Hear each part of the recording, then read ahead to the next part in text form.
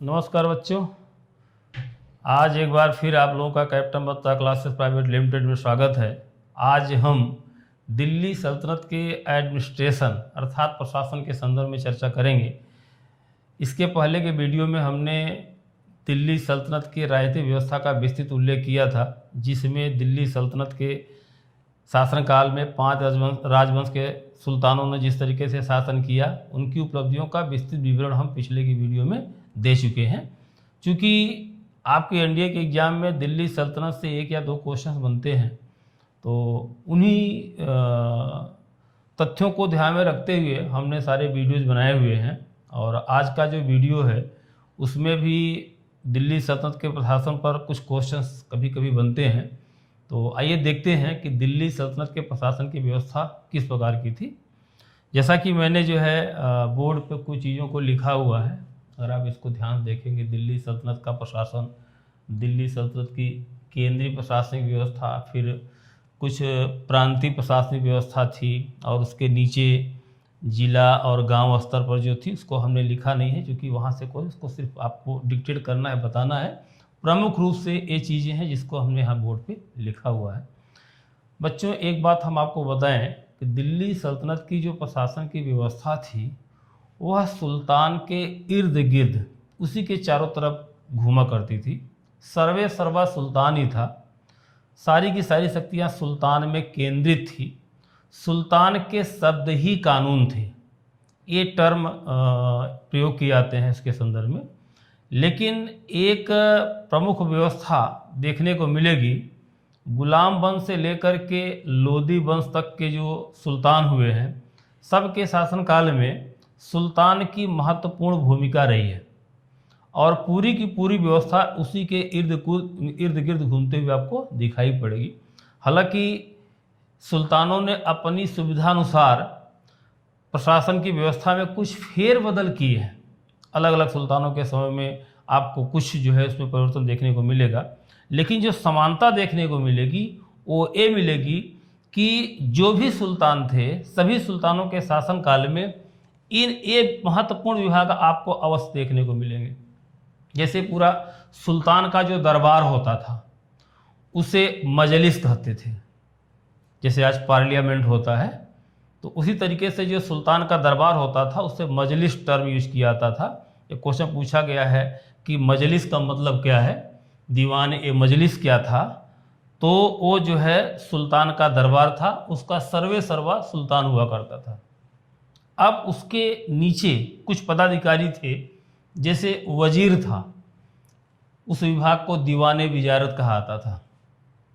एक correspondence department पत्राचार विभाग था, जिसे दीवान ए इंसा कहा जाता था। एक विदेश विभाग था, दीवान ए रसालत कहा जाता था।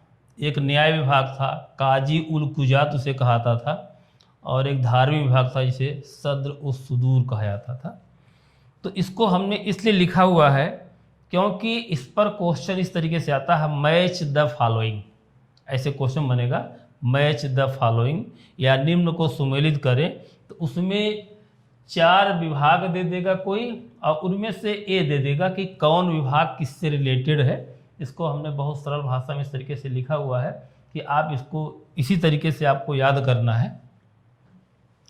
तो महत्वपूर्ण बात जो मैंने आपको बताया कि यह केंद्रीय प्रशासन की व्यवस्था थी। चूँकि अगर आप देखें पूरा, अगर प्रीवियस वीडियो आपने देखा होगा तो आप देखा होगा कि पहले कुतुबुद्दीन ऐबक आया, फिर इल्तुतमिश आया, फिर बलबन आया, फिर उसके बाद गुलाम वंश समाप्त होता है, फिर खिलजी वंश आता है। उसी प्रकार फिर तुगलक वंश, सैयद वंश, लोदी वंश आते हैं।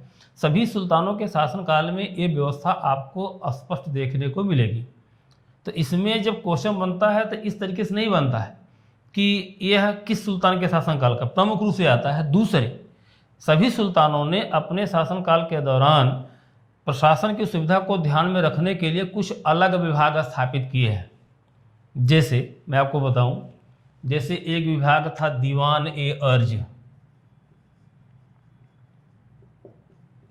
दीवान ए अर्ज ये जो विभाग था वो सेना से संबंधित था, सैन्य विभाग था, इसका गठन बलबन ने किया था। क्वेश्चन पूछा था कि दिल्ली सल्तनत में सर्वप्रथम दीवान अर्ज विभाग का गठन किसने किया। हालांकि बलबन को पढ़ाते समय मैंने ये चीज़ आपको पहले की वीडियो में बताया हुआ है, लेकिन आपको यहाँ मैं याद दिलाना चाहता हूँ कि दीवान अर्ज विभाग का गठन बलबन ने किया था। ऐसा नहीं था कि बलबन के पहले सेना नहीं थी, सेना तो थी ही, सेना के बल पर ही तो उन्होंने हिंदुस्तान को विजित किया था, लेकिन उसके लिए बलबन के पहले किसी मतलब ऐसा कोई विभाग नहीं था जहाँ पर सैनिकों की भर्ती की जिम्मेदारी दी गई हो। तो ऐसी आवश्यकता बलबन को महसूस हुई, इसलिए बलबन ने सैनिकों की भर्ती के लिए एक अलग डिपार्टमेंट बना दिया और उसका नाम दिया दीवान अर्ज। एक महत्वपूर्ण पॉइंट यहाँ पर यह है। दूसरा, जो इल्तुतमिश था, इल्तुतमिश ने प्रशासन को सुव्यवस्थित तरीके से संचालित करने के लिए उसने एकता प्रणाली की शुरुआत की। उसने क्या किया? एकता प्रणाली की शुरुआत की थी। हालांकि इसको भी मैंने जो है उसमें ऑलरेडी बताया हुआ है, लेकिन अब चूंकि यहाँ पे प्रशासन बता रहे हैं तो इसको यहाँ पे थोड़ा सा एक बार रिमाइंड करा दे रहे हैं। तो एकता प्रणाली की शुरुआत इल्तुतमिश ने किया था, ये महत्वपूर्ण पॉइंट है, आपको ध्यान देना है। और इल्तुतमिश ने एक और नया काम किया था। उसने किया था कि इसने अरबी सिक्के जारी किए थे। अरबी सिक्के सर्वप्रथम दिल्ली सल्तनत में किसने जारी किए? इल्तुतमिश ने जारी किए थे। ये आपको ध्यान रखना है। ये जो सिक्के थे दो प्रकार के थे, एक था चांदी का टंका और दूसरा था तांबे का जीतल। इस पे क्वेश्चन बनते हैं। दिल्ली सल्तनत में सर्वप्रथम अरबी सिक्के की सुल्तान ने जारी किए, एक चीज़ आपको ध्यान देना पड़ेगा। और इसके अलावा अलाउद्दीन ने बकाया राजस्व की वसूली के लिए एक अलग विभाग बनाया था, उसको भी यहाँ देखना जरूरी है। वो था विभाग दीवान ए मुस्तख राज। दीवान ए मुस्तख राज, ये था बकाया राजस्व की वसूली के लिए। बकाया राजस्व की वसूली के लिए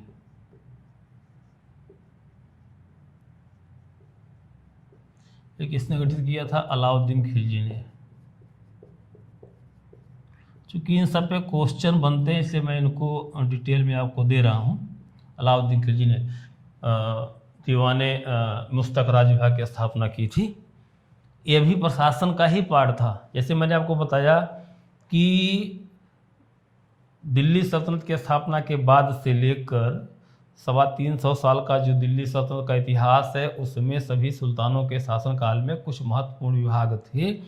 उनके अलावा समय समय पर आने वाले सुल्तानों ने अपनी सुविधा को ध्यान में रख करके कुछ अलग प्रशासनिक विभाग स्थापित किए थे। उसके बारे में आपको यहाँ पे चर्चा कर रहा हूँ। अब आते हैं मोहम्मद तुगलक के बारे में। मोहम्मद तुगलक एक अलग टाइप का कैरेक्टर है। हमने इसके बारे में पूरा बताया था कि दिल्ली सल्तनत का एक अलग कैरेक्टर था, अलग टाइप का सुल्तान था। उसने बहुत सारे प्रयोग किए। वो अलग बात है कि उसके सारे के सारे प्रयोग असफल हुए। इसमें देखते हैं कि उसने जो है एक विभाग स्थापित किया था, उसका नाम था दीवान ए अमीर कोही। एक कृषि विभाग था, कृषि विभाग था। इसने विभाग की स्थापना कर ली। कौन था? मोहम्मद बिन तुगलक। कृषि विभाग की स्थापना की और तकाबी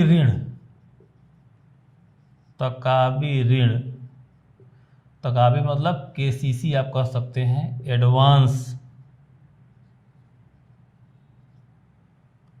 एडवांस देने की उसने जो है एक प्रथा प्रारंभ की थी, जिसे अरबी भाषा में तकाबी कहा था। तो इस तरीके से जो है दीवान ए अमीर कोही विभाग की स्थापना किसने किया? मोहम्मद बिन तुगलक ने किया था। मोहम्मद बिन तुगलक के बाद मोहम्मद बिन तुगलक के बाद आता है फिरोज तुगलक। फिरोज तुगलक तो बहुत सारे विभाग स्थापित किए, उसमें से क्वेश्चन भी आते हैं। चूँकि मैंने आपको बताया था कि फिरोज तुगलक एक सैनिक के रूप में तो सफल व्यक्ति नहीं था, वह सफल व्यक्ति था, लेकिन एक शासक के रूप में अगर देखा जाए तो उसे एक सफलतम सुल्तान कहा जाता है। उसने अपने शासनकाल के दौरान कई प्रशासनिक विभाग स्थापित किए। जैसे उसने स्थापित किया था दीवान ए खैरात, इसे कहते दान विभाग की वह स्थापना उसने की थी, यह भी प्रशासन का ही पार्ट था। दूसरा था दीवान ए बंदगान, दास विभाग उसने स्थापित किया था। तीसरा था दीवान ए इमारत, निर्माण विभाग,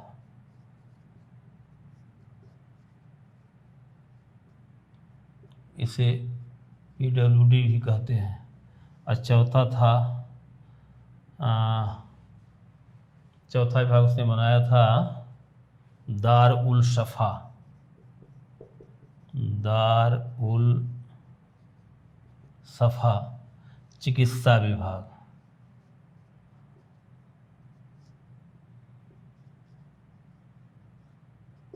इस तरीके से अगर आप देखें कि दिल्ली सल्तनत के प्रशासन में अलग अलग सुल्तानों ने अपनी सुविधा के लिए अलग अलग प्रशासनिक विभाग स्थापित किए, लेकिन कुछ प्रमुख विभाग थे जैसे दीवान ए विजारत, दीवान ए रसालत, दीवान ए इंसा, सद्र उ सुदूर, दीवान ए कजा। ये जो डिपार्टमेंट थे, ये विभाग जो थे, ये सभी के सभी सुल्तानों के शासनकाल में अस्तित्व में रहे। चूँकि सभी सुल्तानों ने अपने राज्यों को कई सूबों में डिवाइड किया था, तो प्रांत और सूबे के बीच प्रशासनिक व्यवस्था को नियंत्रित करने के लिए कोई निर्धारित नियम नहीं था, उनके पास कोई ऐसा कानून नहीं था। ज़्यादातर जो सुल्तान होता था अपने विश्वस्त प्रतिनिधि के माध्यम से वह प्रांतों की व्यवस्था को संचालित करता था, और शायद इसी का परिणाम था कि जब एक कमज़ोर सुल्तान के पद पर राजगद्दी पे आता था तो जो प्रांतीय सूबेदार होते थे वे अपनी स्वामी भक्ति भूल करके अपने आप को स्वतंत्र कर लिया करते थे। आप पूरे सल्तनत काल में देखेंगे कि जब भी नया सुल्तान आया उसे बार बार सैन्य अभियान करना पड़ा। ऐसा कोई भी सुल्तान नहीं था कि उसने एक बार अगर राजनीतिक व्यवस्था को अगर स्थापित कर दिया तो वह आने वाले सुल्तानों के शासनकाल तक अक्षुण्ण बनी रही या वो लंबे समय तक चलती रही, ऐसा कभी नहीं हुआ। उसके पीछे कारण था कि जो सल्तनत के सुल्तान थे उनके पास शासन की कोई सही रणनीति नहीं थी। चूँकि जो दिल्ली सल्तनत की प्रशासन व्यवस्था थी वह शरीयत के अनुसार चलती थी। पूरा का पूरा जो दिल्ली सल्तनत था एक इस्लामिक राज्य था। इसको आप इस तरीके से भी दे सकते हैं कि दिल्ली सल्तनत जो था यह इस्लामिक राज्य था, इस्लामिक राज्य। इसे आप धार्मिक राज्य कह सकते हैं। मतलब यह धर्मनिरपेक्ष राज्य नहीं था, यह धार्मिक या इस्लामिक राज्य था। इसका मतलब ये निकलता है कि दिल्ली सल्तनत का जो प्रशासन था वह शरीयत के अनुसार चलता था। इस्लामिक शरीयत का मतलब होता है इस्लामिक कानून। शरीयत मतलब इस्लामिक कानून, इस्लामिक कानून के अनुसार चलता था। तो ऐसी स्थिति में वहाँ से यह अपेक्षा नहीं की जा सकती कि वह धर्मनिरपेक्षता का पालन करे, क्योंकि भारत पर शासन करने वाले जो लोग थे वो मुस्लिम थे, वो अल्पसंख्यक थे। भारत की बहुसंख्यक आबादी पर शासन करते थे, तो उनका जो मुख्य फोकस हुआ करता था वह राज दरबार या राजाओं तक सीमित रहता था। आम जनता के सुख साधन या उनकी आवश्यकता पर उनका कोई फोकस नहीं था। ये मतलब एक व्यवस्था थी। आप इसको समझेंगे, इसको ध्यान से देखेंगे तो आपको इसका पूरा डिटेल, अगर कॉन्सेप्चुअल, अगर मेंस वगैरह में लिखना हो तो इसका तो बहुत विस्तृत विवरण देखने को मिलता है, क्योंकि यहाँ पर इस टाइप के क्वेश्चन नहीं आते हैं। हम आपको थोड़ा सा रिमाइंड करना चाहते हैं कि जो दिल्ली सल्तनत था वह एक धार्मिक या इस्लामिक राज्य था। वहाँ का शासन प्रशासन पूरा जो है शरीयत के अनुसार चलाया जाता था। जो सुल्तान था वह शरीयत के अनुसार अपने कर्तव्यों का निर्वहन करता था। इसके ऊपर खलीफा हुआ करता था। हर सुल्तान, आप देखेंगे कि जब भारत में सल्तनत की स्थापना हुई, सल्तनत की स्थापना के बाद इल्तुतमिश के शासनकाल में बगदाद के खलीफा ने आकर के उसे जो है इस्लामिक राज्य की मान्यता दी, उसे सर्टिफिकेट दिया। इसका मतलब क्या निकलता है? इसका मतलब ये निकलता है कि वहाँ के जो सुल्तान थे वे सब के सब जो है शरीयत के अनुसार अपना शासन संचालित करते थे। तो अलग बात है, कुछ सुल्तान थे जिन्होंने शरीयत को मान्यता नहीं दी, जैसे अलाउद्दीन खिलजी था, उसने खलीफा को मान्यता नहीं दी। उसके पुत्र मुबारक शाह खिलजी ने तो स्वयं को खलीफा भी घोषित कर दिया। ये अपवाद हैं, लेकिन इसके अलावा जितने भी सुल्तान थे सभी सुल्तानों ने खलीफा को मान्यता दी, उसका नाम खुतबे में पढ़वाया और उन्हीं के नाम के नीचे आकर के उन्होंने शासन प्रशासन किया। तो पूरी की पूरी अगर व्यवस्था अगर आप देखेंगे दिल्ली सल्तनत की, तो वो शरीयत के इधर उधर ही घूमती है। उनके द्वारा जो राजस्व वसूल किया जाता था, अगर दिल्ली सल्तनत में राजस्व की बात किया जाए तो राजस्व की वसूली भी शरीयत के अनुसार होती थी। अगर वहाँ की बात किया जाए, जैसे राजस्व के उनके जो स्रोत थे वो था जजिया, जकात, खुम्स, खराज और उस्र। ये 5 प्रकार के कर थे। जजिया जो था वह गैर मुस्लिमों से लिया जाता था। गैर मतलब जो मुस्लिम नहीं है। जकात मुस्लिमों से वसूल किया जाता था। खुम्स जो था वह लूट का माल हुआ करता था। जो खराज था यह भूमि कर था, और जो उस था यह भी भूमि कर ही था, लेकिन यहाँ पर मुस्लिमों के अधिकार क्षेत्र में जो भूमि कर होती थी वहाँ से जो कर वसूल किया जाता था उसे उस्र कहते थे। और जो सामान्य जहाँ पे हिंदू भी जो है, हिंदुओं के हाथ में जो भूमि होती थी वहाँ से जो भूमि कर आता था उसे खराज कहते थे। तो कुल मिलाकर के ये जो राजस्व है, राजस्व का निर्धारण और राजस्व का कलेक्शन भी शरीयत के अनुसार ही होता था। इस तरीके से आप कह सकते हैं कि दिल्ली सल्तनत का जो प्रशासन था वह पूर्णतया शरीयत के अनुसार संचालित किया जाता था। जैसे मैंने आपको बताया कि प्रांतों की जो व्यवस्था थी, प्रांतों के जो शासक होते थे, सूबेदार होते थे, वो सुल्तान के अधीनस्थ होकर के अपना शासन प्रशासन चलाते थे। उनको अलग से कोई स्वतंत्रता नहीं मिली हुई थी। तो इसलिए अगर आप देखेंगे तो प्रांतीय प्रशासन में कोई विशेष परिवर्तन आपको देखने को नहीं मिलेगा। उसके बाद ग्रामीण क्षेत्रों का जो प्रशासन होता था, तो ग्रामीण क्षेत्रों में प्रशासन के लिए वो पुरानी पद्धतियों के, जैसे गांव में जो है 3 प्रमुख अधिकारी होते थे। जैसे एक खुद होता था, एक होता था मुकद्दम। ये जो थे वो ग्रामीण क्षेत्रों से ये राजस्व वसूल करते थे। राजस्व वसूल करके वो जो है प्रांतीय पदाधिकारियों को देखते थे और उनको फिर जो है उसमें जमा कराया जाता था, राजस्व कोष में जमा कराया जाता था। इस प्रकार से शासन की जो व्यवस्था थी वो बहुत मतलब जो सुसज्जित नहीं थी, बहुत संगठित नहीं थी। इसीलिए संपूर्ण दिल्ली सल्तनत के शासनकाल में आम जनता की सुख सुविधा पर कभी कोई ध्यान नहीं दिया गया। सुल्तानों ने व्यक्तिगत स्वार्थ को, व्यक्तिगत हित को या अपने राजनीति को और अपने धर्म को केंद्र रख कर उन्होंने लंबे समय तक शासन किया। और शायद उसी का परिणाम रहा कि दिल्ली सल्तनत के सुल्तानों को कभी भी जनता का नैतिक समर्थन नहीं मिला। और जब नैतिक समर्थन नहीं मिला तो बार बार उन्हें विद्रोहों का सामना भी करना पड़ा, या बार बार राज्य विद्रोह होते रहे और सुल्तानों को लगातार सैन्य अभियान भी करना पड़ा। अगर उनके सैनिक संगठन की बात किया जाए तो सैनिक संगठन कई तरीके से करते थे। जैसे एक क्वेश्चन आता है इसलिए मैंने उसको अलग से लिख दिया था कि हस्म ए कल्ब क्या था। तो एक केंद्रीय सेना थी, हस्म ए अशरफ था, यह प्रांतीय सेना थी। सवार ए कल्ब, शाही घुड़सवार को सवार ए कल्ब कहा था।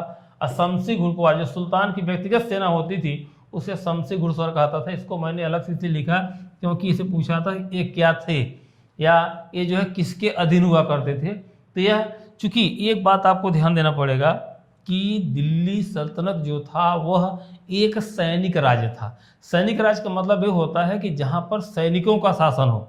आप अगर पूरा प्रीवियस जो हमने इसके पहले के जो वीडियो बनाए हैं, जो हमने दिल्ली सल्तनत की राजनीतिक व्यवस्था का उल्लेख किया है, तो हमने आपको उसमें दिखाने का प्रयास किया है कि सभी सुल्तानों ने लगातार सैन्य अभियान किया।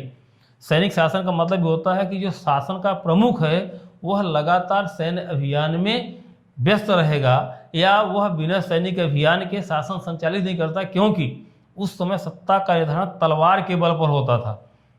तलवार के बल पर सत्ता प्राप्त होती थी, इसीलिए इसे सैनिक शासन कहा जाता है।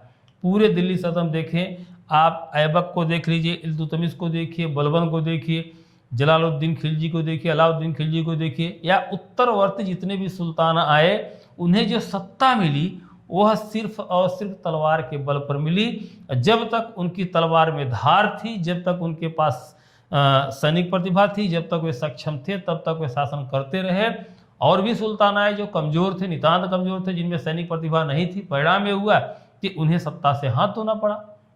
ये क्वेश्चन कभी कभी आता है, क्या कारण है कि दिल्ली सल्तनत के शासनकाल के दौरान लगातार वंश परिवर्तन होते रहे? तो उसके पीछे कारण ये था कि दिल्ली सल्तनत के शासन का कोई आधार नहीं था, उनकी कोई राजनीतिक विचारधारा नहीं थी कि वह किस सिद्धांत के तहत शासन करेंगे। क्योंकि उसमें जिस समय भारत में मुस्लिम राज की स्थापना हुई, उसमें भारत की राजनीतिक परिस्थितियाँ बहुत बिगड़ चुकी थी और उसी का दुष्परिणाम था भारतीयों की अकर्मण्यता और विदेशियों की सैनिक प्रतिभा।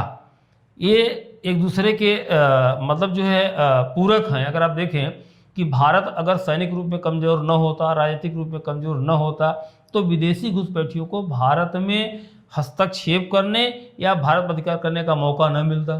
तो वो उनकी सैनिक प्रतिभा थी जिसकी वजह से उन्हें भारत में सफलता मिली। और यह भारतीय राजनीतिक पदों पर बैठे हुए जो लोग थे, जो रजवाड़े थे, जो उसमें सत्ता को संचालित करते थे, उनकी अकर्मण्यता थी कि वे कभी एक यूनाइटेड मतलब अपना संगठन नहीं बना पाए या विदेशी आक्रमणों को रोक नहीं पाए। परिणाम में हुआ कि सत्ता उनके हाथ से चली गई और वे मुस्लिमों के अधीन होकर के फिर उनके गुलाम बन करके उनके अधीनस्थ हो गए। और यह सिलसिला 350 साल तक चला। चूँकि जो लोग भारत में आए, ये जिस क्षेत्र से आए थे वहाँ पर भी एक जनजाति व्यवस्था थी। वहाँ पर भी जैसे मैंने बताया कि वो शरीयत के अनुसार शासन करते थे, धर्म को प्रधानता देते थे और उस धर्म में ऐसा मतलब कोई व्यवस्था नहीं थी कि व्यवस्था को सही तरीके से संचालित किया जाए। तलवार के बल पर सत्ता चलती थी। जो गुण धर्म को लेकर के आए थे उसी गुण धर्म के साथ उन्होंने यहाँ पर भी शासन किया और तलवार के बल पर भी यहाँ पर भी शासन किया।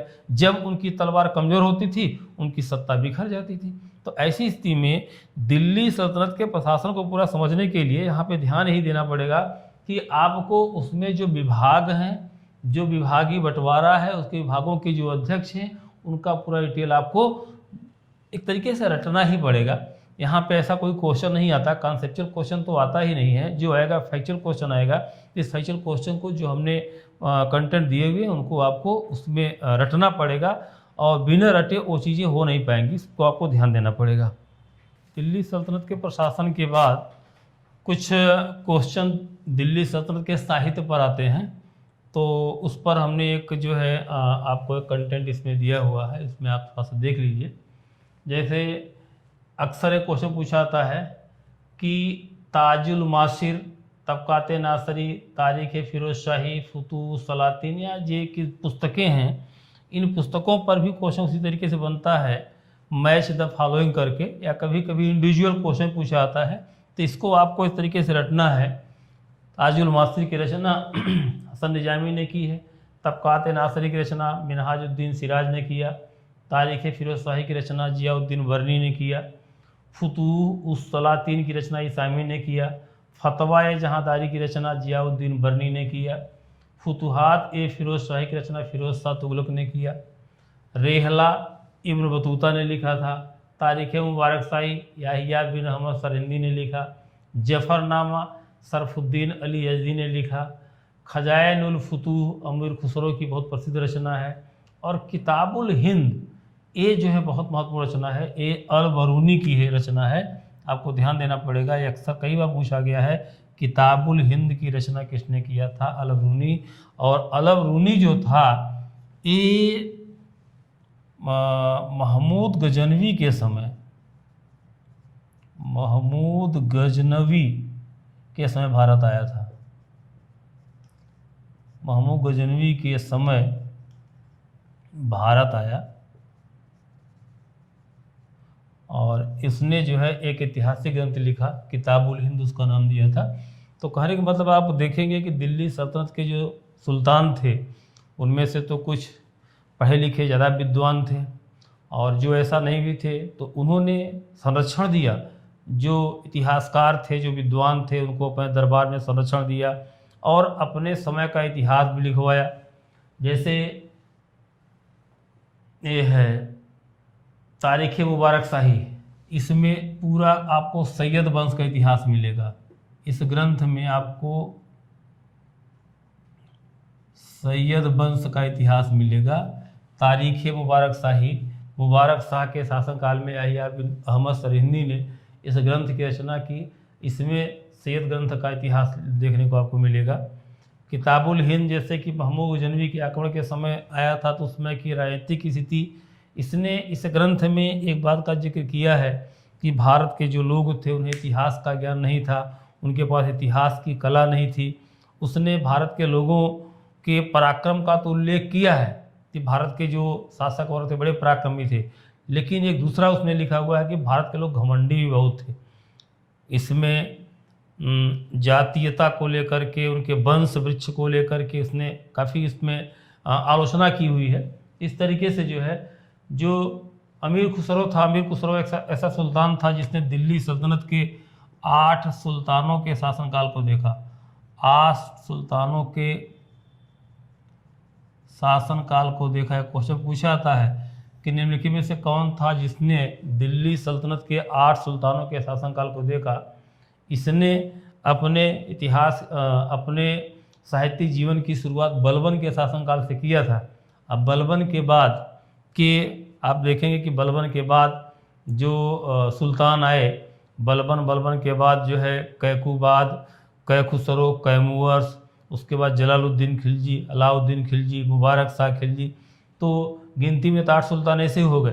तो इन सब के इसने खजाइनुल फुतूह जो रचना लिखी है, इसने जो है अलाउद्दीन खिलजी और उसके पुत्र खिज्र खां के प्रेम का बहुत विस्तृत वर्णन उसने लिखा हुआ है। अलाउद्दीन खिलजी की उपलब्धियों का उसने विशेष विवरण दिया हुआ है। तो कुल मिलाकर के आप देखेंगे कि दिल्ली सल्तनत के जितने सुल्तान थे सब लोगों ने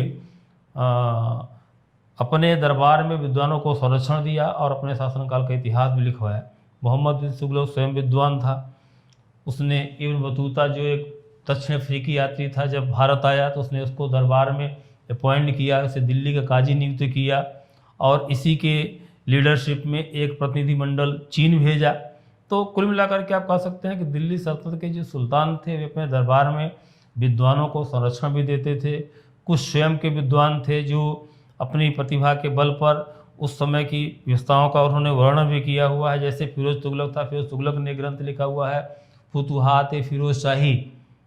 फुतुहात फिरोज शाही ऐतिहासिक ग्रंथ था जिसकी रचना स्वयं फिरोज शाह तुगलक ने की थी। तो इस तरीके से आप कह सकते हैं कि दिल्ली सल्तनत के शासनकाल में